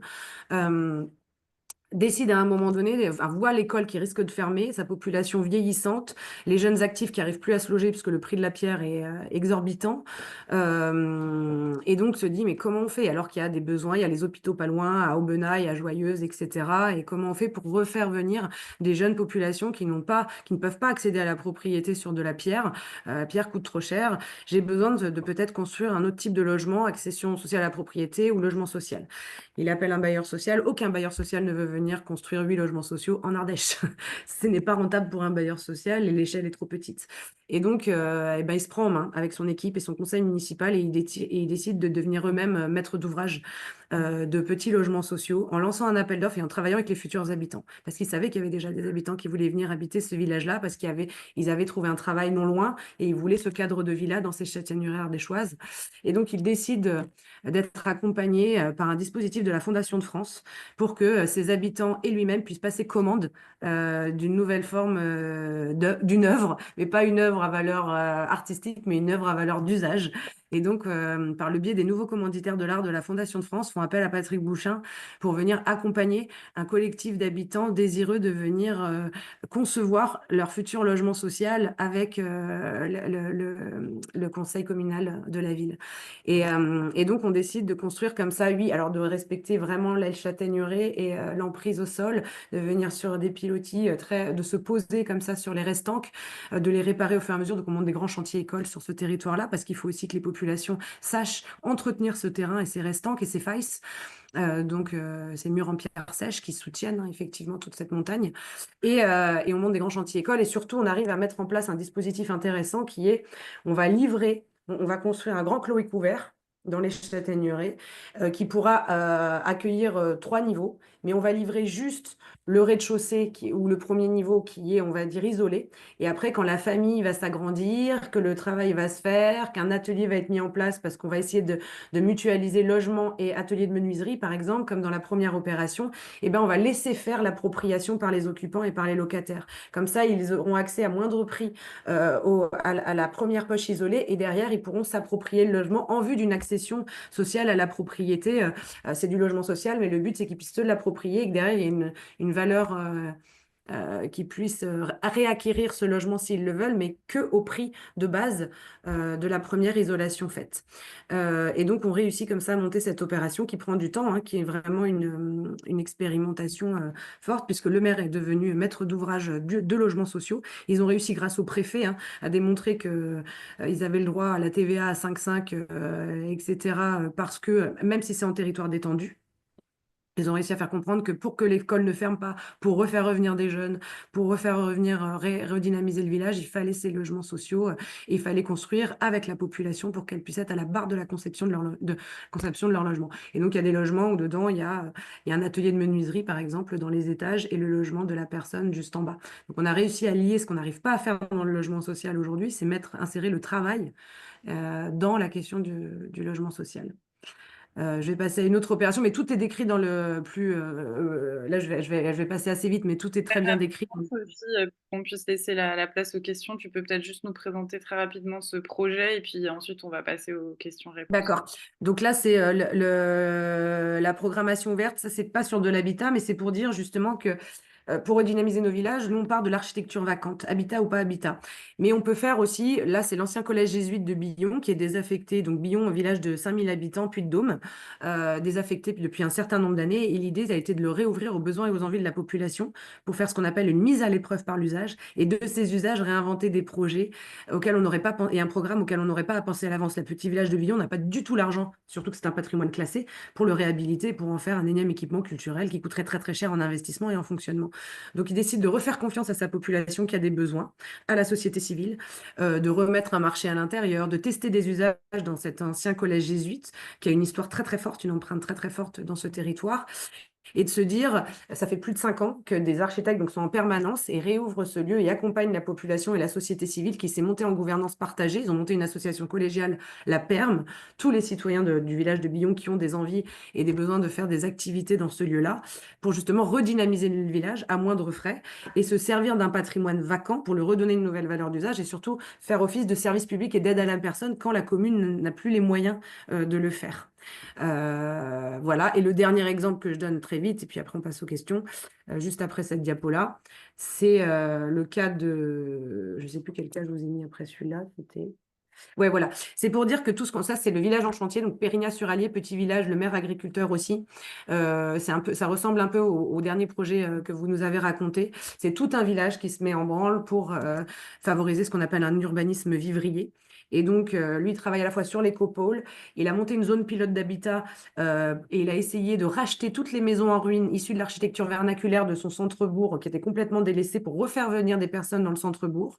Il a racheté à moindre frais. Il a mis ses maisons et ses ruines sur le bon coin pour très, très peu d'argent. Et il a fait un partenariat avec un architecte pour réallotir les lots et les maisons et faire en sorte que l'architecte puisse accompagner les familles qui avaient décidé de racheter ces ruines de l'étude de faisabilité jusqu'au permis de construire pour redynamiser le bourg et à moindre frais réparer cette architecture vernaculaire délaissée. À côté de ça, ils ont décidé de faire appel à un collectif d'architectes rural Combo, toujours, qui s'occupe aussi du collège de Billon, pour les accompagner à faire ce qu'on appelle un plan guide en acte. Ils se sont dit, on va pas s'arrêter juste à travailler dans le diffus et dans ces architectures vacantes délaissées. Pour redynamiser le bourg aussi, on va mettre en œuvre un plan guide, mais un plan guide en acte avec la population et la société civile, pour travailler à comment on implique la population dans l'amélioration des espaces publics, du cadre de vie, des mobilités, des cheminements, des équipements publics et des logements.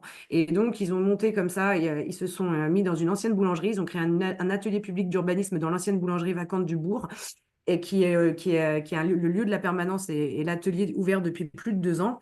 Et ils font des chantiers démonstrateurs entre urbanisme tactique et démonstrateur pour mettre en place le plan guide en acte, c'est-à-dire c'est un plan guide que la commune mettra en place au fur et à mesure, mais qui fait l'objet d'ateliers et de chantiers participatifs démonstrateurs pour que petit à petit, on se dise, bon, bah, l'année prochaine, vu qu'on a testé que ce parc de cette aire de jeu, on pourrait la faire comme ça, et ben, on fait voter de l'argent et on l'inscrit dans la commune pour que l'année prochaine, on fasse véritablement cette aire de jeu de cette manière-là, puisque ça a été testé par la population. On a fait des micro-chantiers et des micro-architectures pour voir comment les enfants, les parents pourraient se saisir de ces espaces de vie, etc. Et donc là, ils montent un plan guide en acte.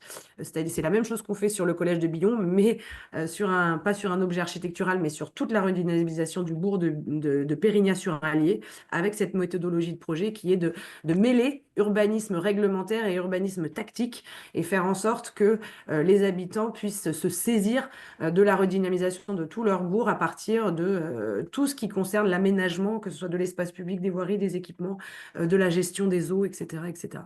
Merci beaucoup, Sophie, pour ce panel très varié de projets et ton retour sur les présentations précédentes. On va passer donc maintenant aux questions-réponses. Il y en a beaucoup déjà qui ont été posées durant les présentations. Donc, Claire, à toi le micro. Oui, merci. Alors effectivement, on a un tout petit peu moins de temps pour les questions, donc je vais vraiment les compiler. Mais déjà, pour répondre à différentes questions, vous dire que sur les sites de nos organisations respectives et des collectifs d'habitants, des habitats présentés, vous trouverez beaucoup d'informations, notamment pour contacter les personnes, nous contacter, poser des questions, trouver les ressources, etc. Donc n'hésitez pas.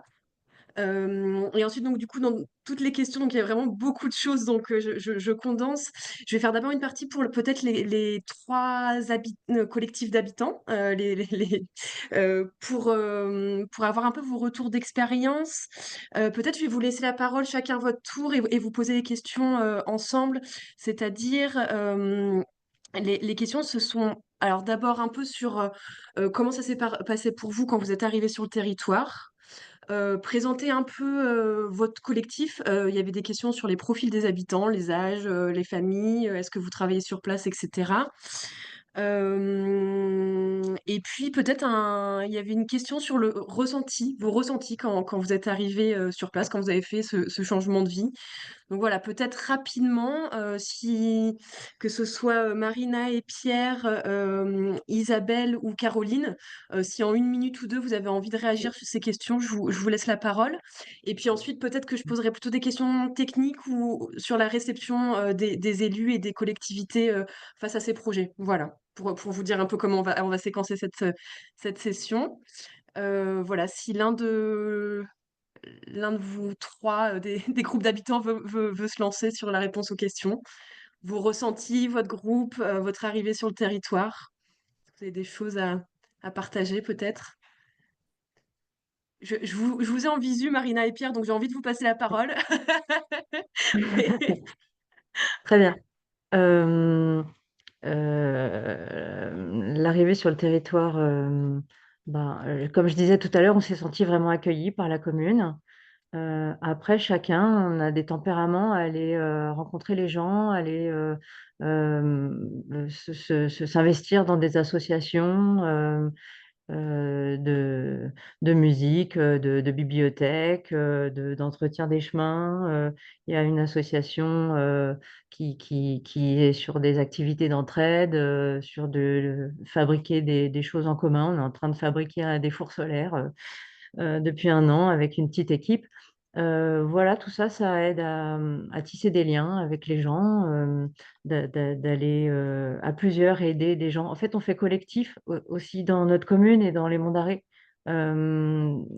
Euh, ce qu'on sait faire entre nous ici sur le terrain, de s'entraider et d'être directement 5 ou 6 pour faire des choses, ben, on le fait à la mesure du territoire aussi, où on va aider d'autres qui habitent en couple dans une maison de manière traditionnelle. Et ben, quand on est 5 ou 6, aller se filer un coup de main pour rentrer du bois ou déplacer quelque chose. Voilà. Ça, c'est le rapport au territoire. Et du coup, notre arrivée, elle se fait naturellement. Voilà, je vais donner cet éclairage pour cet aspect précis. Puis, je vous laisse intervenir sur d'autres choses. Peut Il y bien. avait aussi une question sur les familles. Est-ce que dans vos collectifs, vous avez des familles avec enfants? Il y avait une question sur la composition des groupes, tout simplement. Comment sont composés vos collectifs? Caroline, peut-être, et Marina et Pierre? Oui, ben, nous, les familles sont toujours bienvenues. Actuellement, il y a 2 familles qui vivent sur le hameau. Et autrement, au niveau de la commune, puisqu'il y a toujours ce lien entre commune et village, où il y a beaucoup, en effet, de familles qui viennent, comme je disais tout à l'heure, pour l'école également et pour le cadre de vie. Parce que du coup, la rue du village, ben, c'est l'espace de jeu pour les enfants et tous les adultes sont bienveillants avec chaque enfant et il n'y en a pas un qui est délaissé.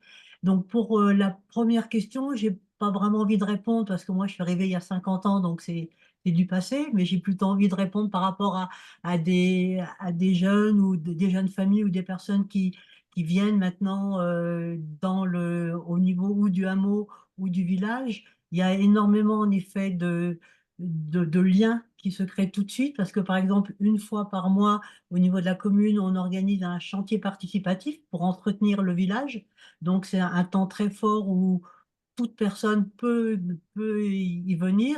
Et donc, ça crée du lien immédiatement avec un repas partagé à la fin. Il y a une association qui est très dynamique, qui s'occupe et de la bibliothèque et d'une cinémathèque avec des soirées films, beaucoup de culture. On a beaucoup d'artisans et d'intermittents du spectacle, donc des musiciens. Donc, voilà, une partie culturelle, festive aussi, qui est très importante. Donc, je pense que voilà, les nouvelles personnes viennent aussi parce qu'ils savent qu'ils vont être accueillis. On a une biocoop, ce qui est relativement rare dans nos petites communes d'avoir et tout de suite les gens viennent puisque c'est une association et donc il y a 2 salariés, mais il y a énormément besoin de coups de main pour mettre en rayonnage, pour aider. Voilà. Donc, je pense que c'est extrêmement facile de s'intégrer au village des Our actuellement.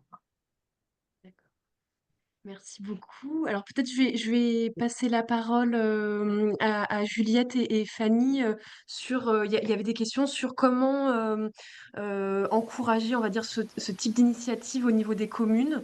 Peut-être comment convaincre les élus, notamment avec des retours qu'on a eus dans le chat, là, dans les messages sur des porteurs de projets qui rencontraient des problèmes de PLU ou de réticence des élus.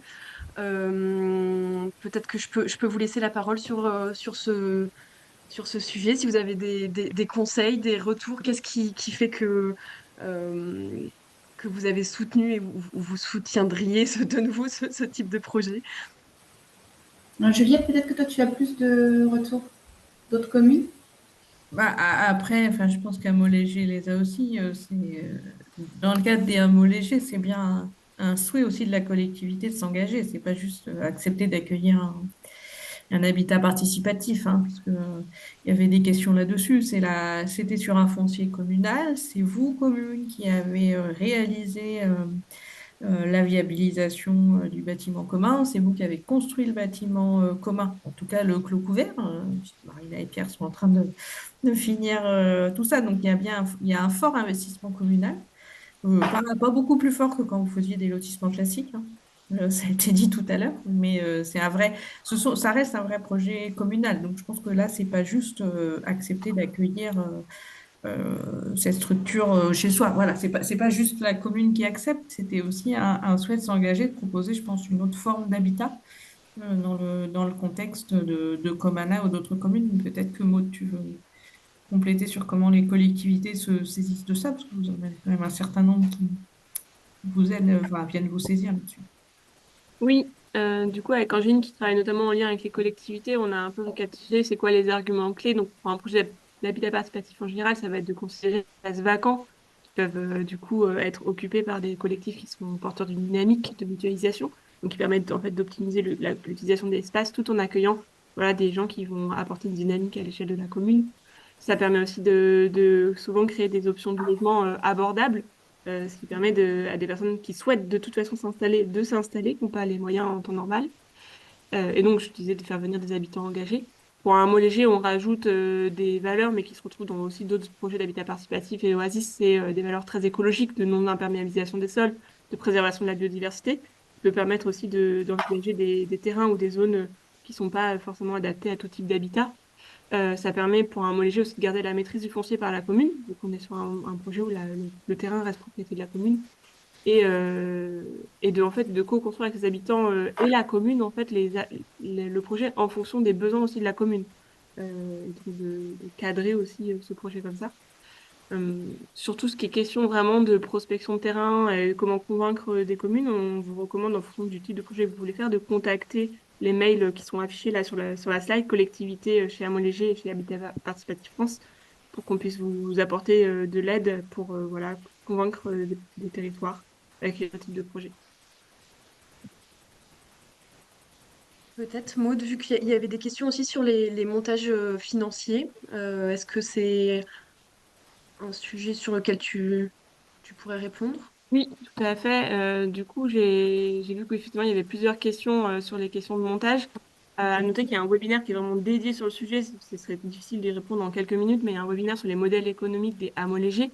Euh, sur ce montage-là, notamment pour Comana, on en sait un montage où en fait le projet est porté par la commune et il y a eu un travail en amont de décider qui allait porter quel financement. Donc en fonction des communes et des territoires, c'est pas le même choix qui est fait. Il y a différents curseurs qui peuvent être choisis. À Comana en particulier, la commune porte financièrement énormément d'investissements parce que la commune avait la possibilité d'aller chercher des subventions et donc du coup faciliter ces investissements. Donc elle a financé les travaux de réseau, les travaux de voirie, les travaux du bâtiment commun jusqu'à un certain stade, donc hors d'eau, hors d'air.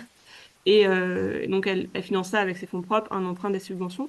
Et ensuite, elle amortit ses financements par le loyer, le canon du bail, puisque le terrain est mis à disposition du collectif avec un bail emphytéotique. Et donc, le collectif d'habitants paye un loyer tous les ans. À Comana, c'est de l'ordre de 8 000 € pour le collectif par an pendant 25 ans, qui est la durée d'amortissement de tous ces investissements. Et ensuite, sur les 74 années récentes, parce qu'un bail emphytéotique, ça dure pratiquement 100 ans, on est sur un financement qui vient plutôt couvrir des frais de fonds et donc on est sur 1 500 € par an. Donc voilà, sur le montage économique d'un hameau léger, on est voilà, sur au cas par cas, sur cet équilibre qui finance au début et ensuite ce financement, il est amorti dans le temps par les usagers. Et c'est vraiment aussi toute la spécificité du bail emphytéotique, c'est qu'on est sur un droit d'usage, c'est-à-dire que le collectif d'habitants paye un loyer pour avoir le droit d'utiliser le terrain. Et c'est ce droit d'usage qui permet de financer finalement tous les investissements au début. Et c'est comme il est étalé dans le temps très très long qui fait qu'il est très peu coûteux pour les usagers. Même si voilà, aujourd'hui, comme c'est assez innovant, c'est un peu complexe encore à mettre en place et ça nécessite un travail assez fin de dimensionnement et de modélisation pour pouvoir l'estimer au plus juste au moment du montage de projet. Par exemple, la commune des Our a fait son montage de bail emphytéotique pour tous les ateliers communaux et pour une boulangerie, pour un atelier d'électricité, pour un dojo, etc. Donc, je pense que c'est en effet, il y a un montage quand même qui est très, très intéressant et pour dynamiser la commune et pour permettre des installations. Et après, en termes sur les questions de montage économique, peut-être le petit sujet que je peux introduire, c'est voilà, le hameau léger, c'est une forme, mais il y a bien d'autres formes possibles. Il y a pas mal d'alternatives qui existent et qui accompagnent aujourd'hui des projets d'habitat participatif, comme des foncières qui vont aider à porter le foncier et qui vont créer des montages participatifs. Donc moi, de tête, je peux citer le CLIP, Antidote, voilà, qui vont être des structures qui vont coporter le foncier, qui permet de mettre des limites à la spéculation et donc à la flambée finalement des prix du foncier, et qui permet aussi d'encadrer des entrées-sorties de collectifs et des montants à l'instant T plus petits pour les usagers, parce que c'est souvent effectivement gros coûts d'investissement. Euh, et nous, côté Amont Léger, par rapport au montage voilà, du bail emphytéotique avec une commune qui investit et un collectif qui paye le loyer, on se rend compte que ça a aussi ses limites parce qu'on est sur des communes rurales qui ont souvent peu de moyens. Et donc aujourd'hui, on est en train d'expérimenter un nouveau format avec des offices fonciers solidaires qui vont être un acteur qui peuvent intervenir sur plusieurs communes, qui pourront du coup porter le foncier et du coup utiliser cette fois le bail réel solidaire, le BRS. Il y a eu plusieurs questions dans le chat là-dessus pour maintenir les mêmes propriétés que le bail emphytéotique avec le droit d'usage et une accessibilité financière très faible pour les futurs habitants. Merci beaucoup. Alors, je suis vraiment désolée, vu qu'il est 14h31 déjà, on n'aura pas pu répondre à toutes les questions, mais on va s'arrêter là et peut-être juste vous donner quelques petites informations complémentaires sur nos organisations, où trouver les informations, etc. Bertil, si éventuellement tu peux passer la slide d'après avec nos petites infos.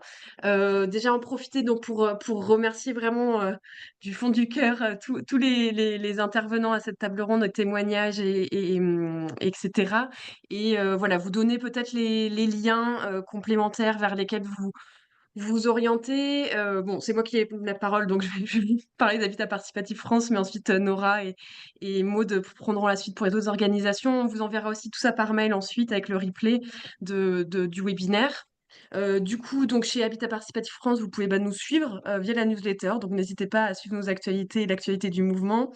Donc on a aussi toutes les informations sur le programme qui soutient l'émergence d'habitat participatif, de projets d'habitat participatif en territoire rural, qui est disponible sur notre site. L'adresse mail collectivité pour les collectivités qui souhaitent un peu obtenir une mission d'appui conseil.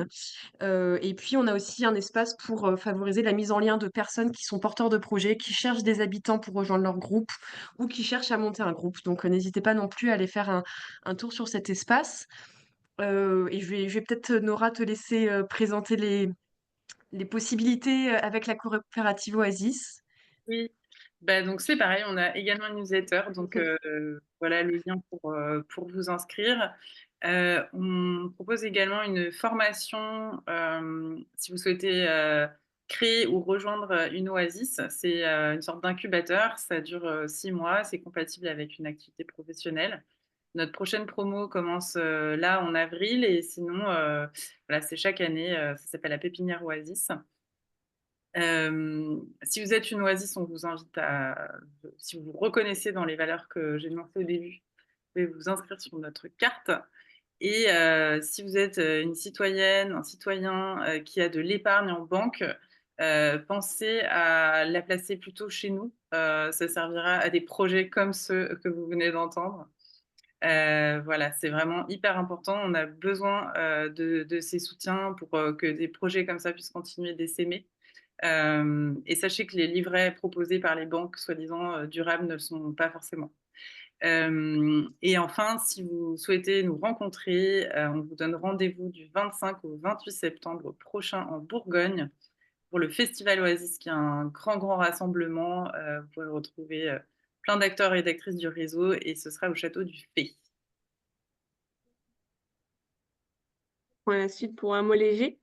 À Hameau Léger, donc pour celles et ceux qui sont en contact avec une collectivité ou qui sont élus dans une commune ou techniciens dans une commune et que vous avez des questions sur comment monter un projet dans votre commune, vous pouvez écrire à l'adresse collectivité@amo-léger.org. Si vous êtes plutôt des individus en recherche de projets, de terrain, de co-porteurs de projets, vous devez trouver plein de petites pépites sur notre carte au trésor, où on trouve voilà, plein de personnes qui se sont référencées. Vous pouvez vous-même vous référencer comme individu intéressé. et c'est un bon moyen de rentrer en contact avec des gens. Cette carte va prochainement évoluer sur notre nouveau site internet pour être encore plus utilisée, mais elle va migrer et donc vous pouvez continuer de l'utiliser sereinement. Par ailleurs, depuis qu'on existe depuis 2017, on essaye de collecter plein d'informations et de la rendre disponible. Ça se fait sous forme d'événements, mais aussi de ressources en ligne. Et on est en train de produire un centre de ressources qui, pour l'instant, en version bêta, avec le lien qui a été partagé ici sur le bit.ly/centre ressources HL, et qui sera bientôt dans une version plus moderne et complète. Et n'hésitez pas à nous faire des retours sur ce centre pour qu'on continue de l'améliorer et notamment nous partager vos besoins de formation. Et comme la coopérative Oasis, on organise aussi un festival sur 4 jours avec énormément d'ateliers et de conférences sur toutes les problématiques qui sont rencontrées par ces projets. Il aura lieu du 29 mai au 1er juin, donc c'est un week-end avec un jour férié. Et ce sera à Saint-André-des-Eaux dans les Côtes d'Armor, là où se trouve l'éco-centre de l'association. Et si jamais vous avez envie de nous soutenir, on cherche toujours de l'aide et ça peut être sous forme de votre adhésion pour donner de l'ampleur à notre voix auprès des institutions, sous forme de bénévolat ou de dons. Il y a un petit QR code qui vous permet d'accéder à la plateforme de dons. Et je voulais partager qu'on a aussi une newsletter si vous voulez rester informé. Et aussi, si vous voulez passer votre épargne, il y a aussi besoin d'aide pour le collectif de Comana qui a un fonds de dotation pour les aider à financer la fin de leurs travaux. Le lien, normalement, a été partagé dans le chat et vous pouvez le retrouver du coup. Voilà, merci. Merci à toutes et tous et on va clore le webinaire ici. On vous donne rendez-vous pour de prochains épisodes en ligne. Bonne fin de journée à tout le monde. Au revoir. Merci, au revoir. Au revoir. Merci. Au revoir. Merci. Au revoir, merci beaucoup. Au revoir. Au revoir.